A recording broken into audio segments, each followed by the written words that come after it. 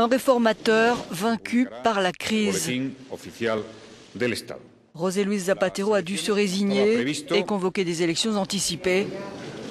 En septembre, il dissout le Parlement et annonce officiellement la date des élections pour le 20 novembre.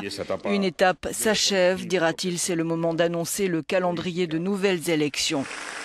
Une étape qui commence 7 ans auparavant, quand cet ancien avocat, longtemps le plus jeune député du Parlement espagnol, remporte à la surprise générale les élections législatives.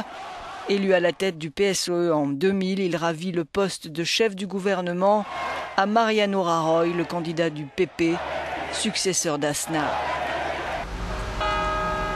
Les attentats islamistes du 11 mars, qu'Aznar à l'époque attribue à l'ETA, et le refus des Espagnols de la guerre en Irak vont contribuer à la victoire de Zapatero. À peine entré en fonction, le nouveau chef du gouvernement retire les troupes espagnoles, un geste qui le rend célèbre aux yeux du monde. Il marquera ensuite les esprits en faisant de l'Espagne le 4e pays au monde à légaliser le mariage homosexuel en 2005, la première d'une série de réformes qui ont profondément modernisé la société espagnole. En 2009, il fait voter la loi rendant l'avortement plus facile, et surtout pour les filles de 16 et 17 ans qui n'ont plus obligation du consentement parental.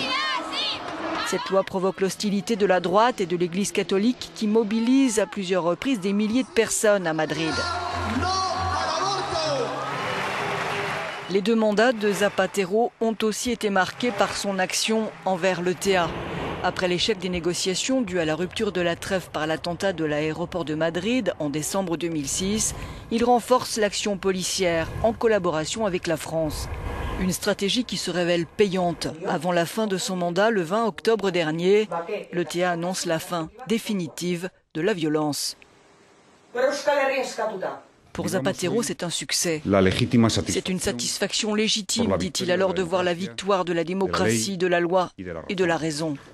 Une satisfaction teintée du souvenir inoubliable de la douleur provoquée par une violence qui n'aurait jamais dû se produire et qui ne doit plus jamais revenir.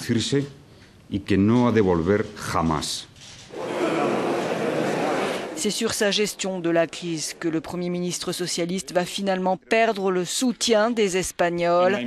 Après l'avoir nié, il annonce un plan d'austérité en mai 2010. Celui-ci implique une baisse des salaires des fonctionnaires, le gel des pensions, une hausse de la TVA et la suppression du chèque bébé, l'une de ses mesures phares en faveur de la natalité. La réforme pour assouplir le marché du travail n'a pas empêché les suppressions d'emplois de continuer. À la fin de son mandat, ils sont près de 5 millions à se retrouver au chômage. Après des mois difficiles, à 51 ans, il se retire de la vie politique pour s'installer avec sa femme Sonsoles à Léon, dans sa région.